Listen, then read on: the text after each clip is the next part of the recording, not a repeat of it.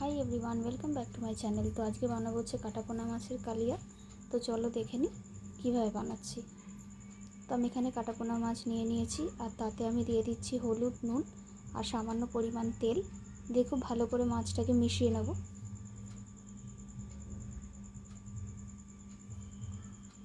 আর এখানে আমি কড়াইতে একটু তেল দিয়ে দিচ্ছি। এখানে আমার মাছটা মিশিয়ে নিয়েছি আমি। এবার কড়াইতে আমি পেঁয়াজ যেটা কেটে রেখেছিলাম স্লাইস করা, সেটা থেকে কিছুটা পেঁয়াজ আমি বেরেস্তা করে ভেজে নেব, মানে বেরেস্তা করে নেব আর কি।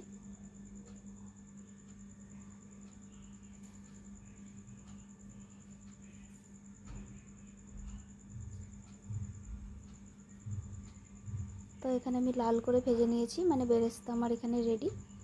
তো আমি এখানে তেল থেকে তুলে পেঁয়াজগুলো এবার আমি মাছগুলোকে ভেজে নেব।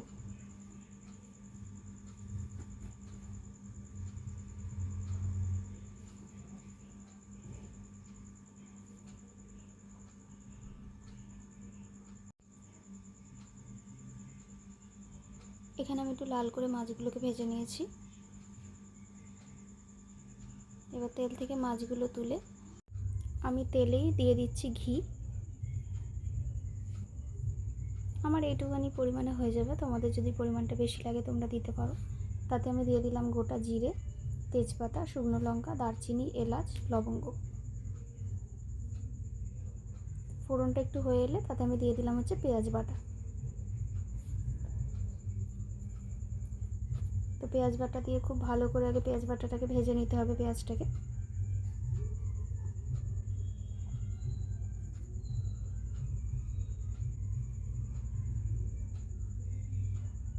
তো এখানে আমি দিয়ে দিচ্ছি পরিমাণ মতো চিনি।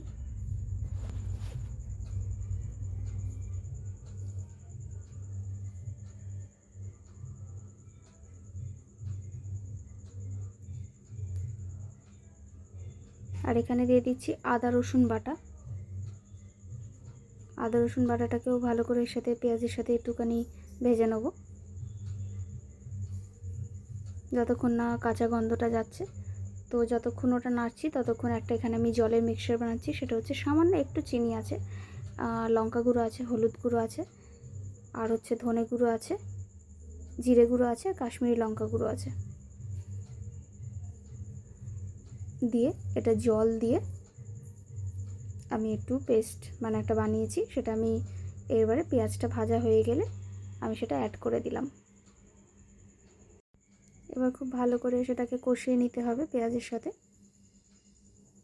কষাতে কষাতে দেখবে কালারটাও চেঞ্জ হয়ে গেছে, আর যখন তেলটাও প্রায় অনেকটাই ছেড়ে দেবে সেই সময় আমি দিয়ে দেবো হচ্ছে টমেটো কেটে রাখা।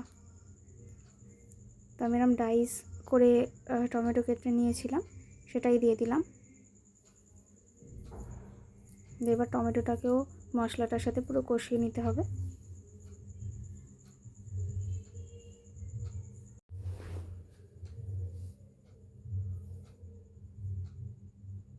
দিয়ে এবার আমি এখানে নুন দিয়ে দিচ্ছি পরিমাণ মতো। নুনটা দিয়ে ভালো করে আমি সব মিশিয়ে নেব।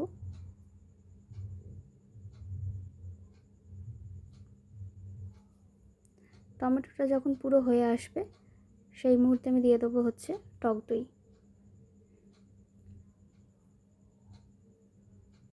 তোমরা এখানে টক দইটা ফেটিয়েও ইউজ করতে পারো, আমি নর্মালি দিয়েছি কারণ আমি ভালো করে কষিয়ে নেব, তো অসুবিধা হবে না।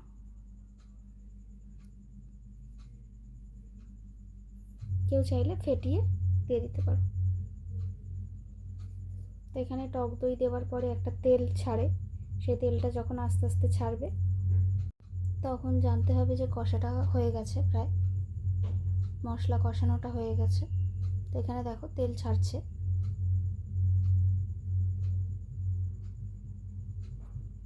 যখন একটু সামান্য কষানোটা হয়ে গেলে আমি সামান্য পরিমাণে একটু জল দিয়ে দিলাম। এটা কিন্তু এমনি জল না, মানে মশলা জল একটু দিয়েছি, পরে নর্মাল ওয়াটার দেব। ওই মশলা যেটা করেছিলাম সেটারই বাটি ধোয়া একটা জল, ওটা দিয়ে আর একটু বেশ ভালো করে নাড়াচাড়া করে নিয়ে আমি কটা কিশমিশ দিয়ে দিয়েছি।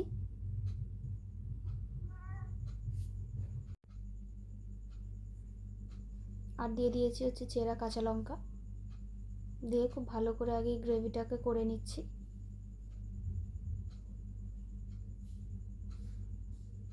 দিয়ে এবার আমি এক এক করে ভাজা মাছগুলো ছেড়ে দিলাম।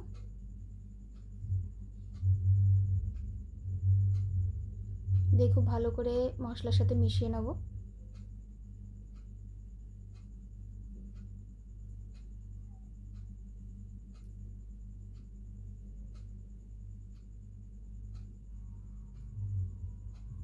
এখানে আমি নর্মাল ওয়াটার মানে দিয়েছি, তোমরা চাইলে এখানে গরম জল ইউজ করতেই পারো।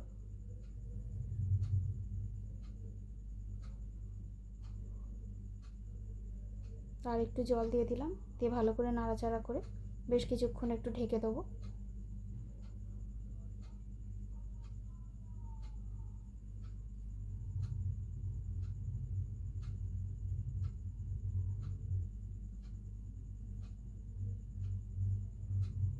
তো এখানে ঢাকা খুলে এরমভাবে ফুটে গেলে, এবং কালারটাও দেখো কি সুন্দর এসেছে এবং তেলটাও অনেকটাই ছেড়ে দিয়েছে।